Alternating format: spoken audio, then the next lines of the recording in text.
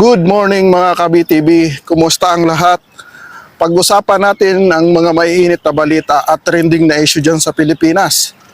Magbibigay komento lang tayo mga ka-BTV sa lalong umiigting na pag-aaway nitong dalawang grupo dyan sa ating Senado, na grupo ni Gatchalian at grupo ni SP Cayetano. Ang daming katanungan at maraming naguguluhan kung sino nga ba talaga ang legit at totoo sa dalawang grupo. Hindi na natin patatagalin mga ka-BTV. At aaminin ko sa inyo na kitang-kita naman at halata naman kung saan ako kakampi. Sino nga ba talaga ang legit at dapat nating paniwalaan sa dalawang grupo na to mga ka-BTV? Grupo ba ni Gatchalian or grupo ba ni SP Cayetano? At sino nga ba talaga ang dapat nasa posisyon ng Senate President pro tempore? Sa akin po mga ka-BTV, kung pagmamasdan nyo po at kung magre-research po kayo mga ka-BTV, ayon sa Konstitusyon ng Pilipinas at ayon sa rules ng Senado, wala pong iba dyan talagang legit ay ang grupo ni SP Cayetano. Bakit po? Dahil po nagkaroon po ng botohan noon na lahat silang miyembro ay nasa quorum. Dahil po nakasaad sa 1987 Constitution na lahat ng miyembro dapat ang bumoto para magikang Senate President, at nakasaad po doon 2/3 ng member ng 24 senador ang dapat bumoto sa iyo para maging Senate President. Bakit ko po nasabing dapat talagang mas legit si SP Cayetano? Bakit po? Ilan po ang bumoto kay SP Cayetano noon? 13 po, di ba? 13 po lahat ang bumoto kay SP Cayetano. Ngunit kay Gatchalian ay 12 lang po sila na wala po sa konstitusyon yun. At kahit nga po mag-quorum, hindi po pwede yun mga ka-BTV. Ngunit ang paliwanag naman po nitong kampo ni Gatchalian ay ginamit daw po nila yung desisyon ng korte sa kaso ni Abilino versus Cuenco noong 1949. Yun po ang ginamit nila, yung desisyon ng korte. Sa totoo lang po mga ka-BTV, sa panahon po natin ngayon, mayroon na po tayong bagong konstitusyon.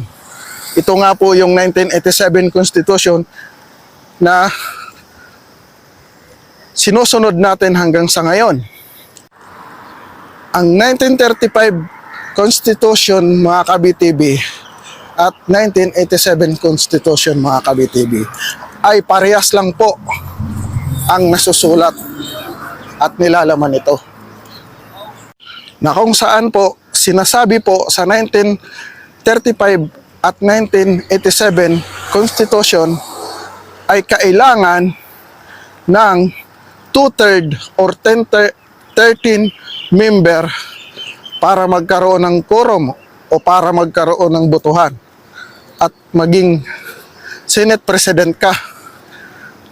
Ngunit ang ginawa po nitong grupo ni Gatchalian ay unconstitutional dahil nag-quorum po sila at nagbotohan po sila ng 12 lang sila. At ang sinasabi nga po nila, ang ginamit daw po nila yung desisyon ng korte sa kaso ni Abilino versus Cuenco. Sa totoo lang po mga ka-BTV, itong desisyon ng korte na to ay wala na pong bisa sa panahon ngayon. Bakit po? Mayroon na po tayong bagong konstitusyon. Mayroon na po tayong bagong batas na sinusunod ang Senado. Kaya po, kahit pagbali-balik ta rin po natin, sa mata ng Diyos at sa mata ng tao, itong ginawa ng grupo ni Gatchalian ay unconstitutional. At mali po talaga.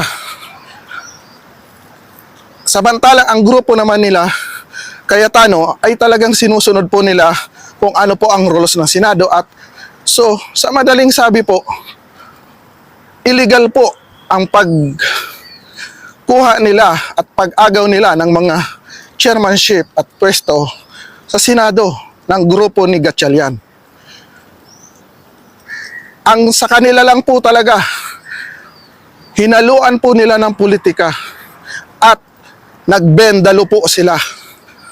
Kasama na po itong si Chis Iscariote, ay Escudero pala, na sinasabi nga sa interview ni Chis Escudero po, wag po kayong magpapalin lang sa tao na to kay Chis Escudero. Sinabi niya po na ang batas daw po noon at ang batas ngayon ay iba. Paano po? Abogado po to, mga ka-BTV. Abogado po, alam niya po, pero nagbibendalo po siya. Hindi po magkaiba yung Constitution 1987 sa Constitution 1935. Parehas lang po ang nilalaman. Ang kaibahan lang po, sa 1987 Constitution ay pinaganda po ito at pinaliwanag, mas maliwanag po at mas mahigpit po. Bakit po? Sa 1987 Constitution po, nilagyan na po nila ng kailangan pag magkakaroon ng quorum ay ang lahat ng member ay mayroong 2/3. Or kung magbubutuhan ang 24 senador ay makakuha ka ng 2/3 sa kabuuang bilang ng senador, na yun na nga po 13.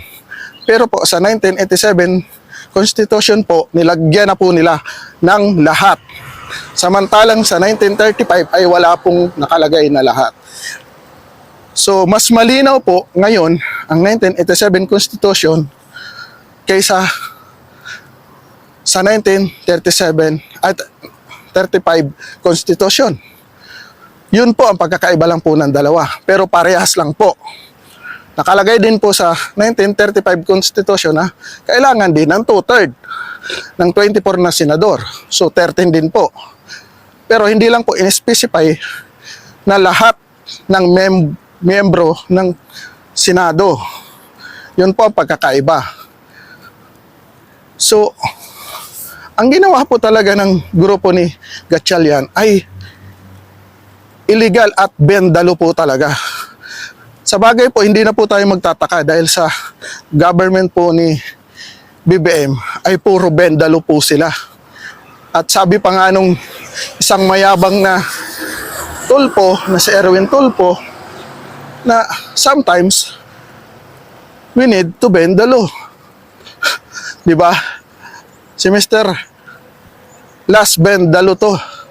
Dahil nga po sa kasakiman ng grupo ni Gatchalian sa posisyon, ay kahit alam po nila na mali po yung ginawa nilang pag-convene noong June 3, Wednesday, at nagbutuhan sila na all seats are vacant. Mali po talaga yun, mga ka-BTV.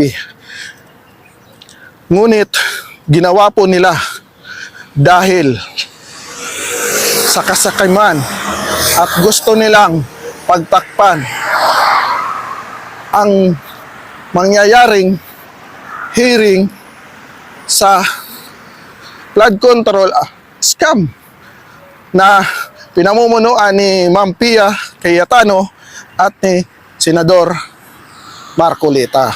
Yun po talaga ang pinaka purpose nila, kaya talagang sapilitan nilang inagaw ang mga pwesto.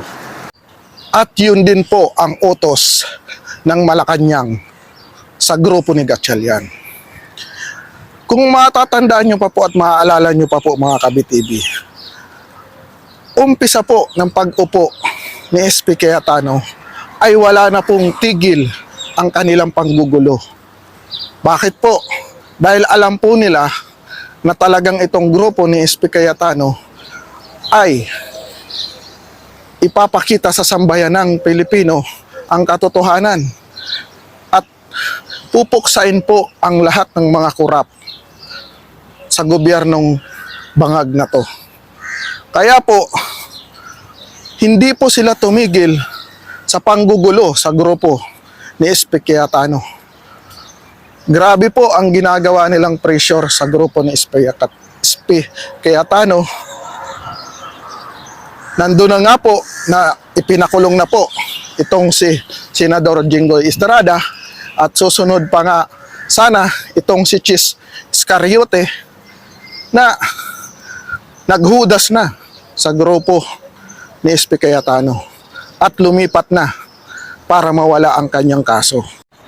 Kung napanood niyo po mga ka-BTV ang kanilang podcast kahapon at tinanong po siya doon ng kanyang kasamahan na wala daw nga po siyang kinakampihan at wala daw po siyang kulay politika.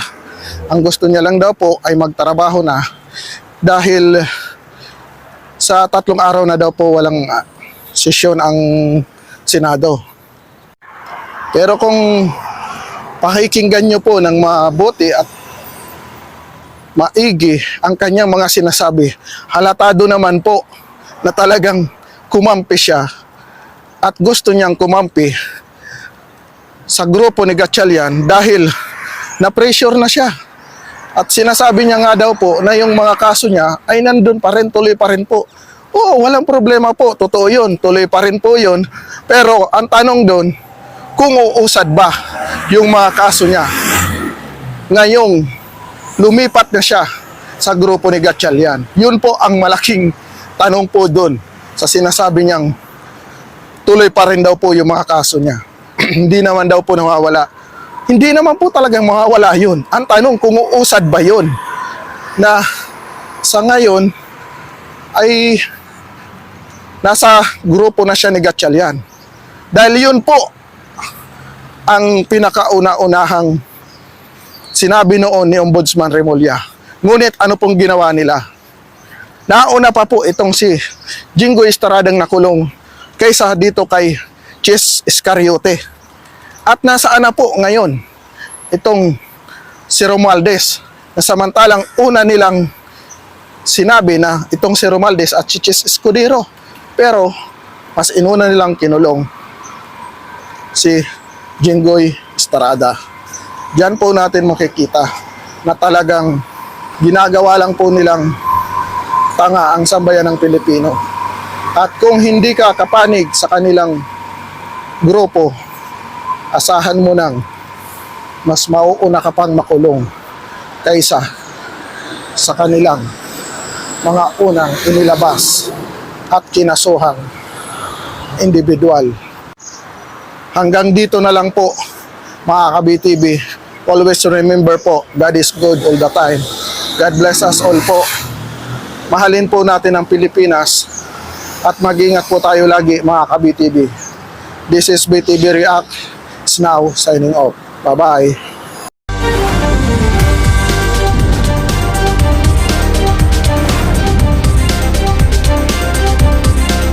Please subscribe to BTV Reacts channel and click the notification bell. Thank you, BTV friends!